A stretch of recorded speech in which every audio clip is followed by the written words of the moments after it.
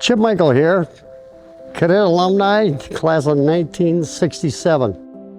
And I was lucky enough to be able to swim in this pool when it was brand spanking new, almost 60 years ago.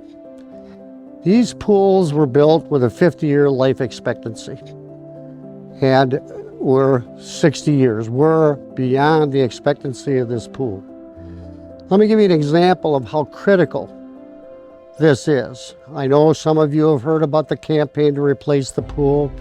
And if there is someone who's watching this and you haven't, please get on the school's websites, look at the drop down, and there is a video there that will give you a little bit about the situation we're up against.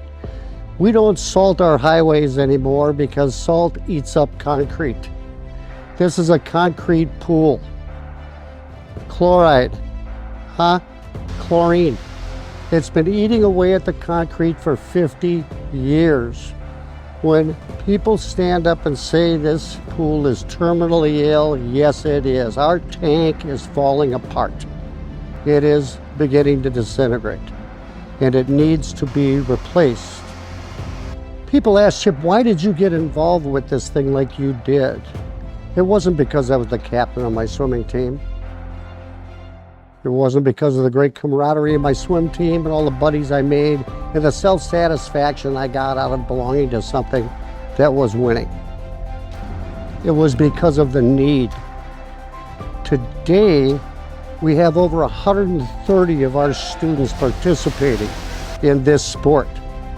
It's as large as any other sport that these schools have. When they built this school, we had only 30 swimmers. That was it. We have 130 kids in the same pool, the same 5 lanes. It is falling apart, so it needs to be replaced.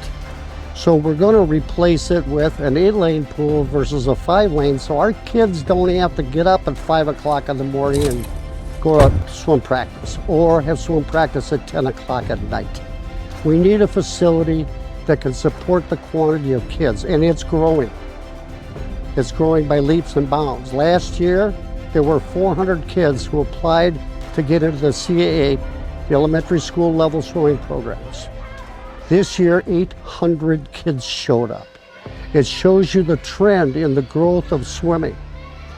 We need to provide a facility here that can support that athletic program. And not just because of the number of students that we have participating in, but both of our teams, St. Thomas and Visitation, have won more state high school championships than all the other sports of their individual schools combined. It is a successful, winning program, and our kids deserve to have a facility at the level of their success. We're coming down to the wire here. We need to get this done.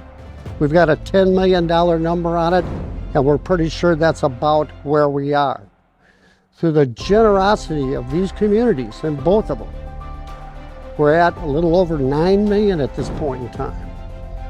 But I will tell you, the go, no go is coming up in about 2 weeks as to whether we can break ground this summer or not.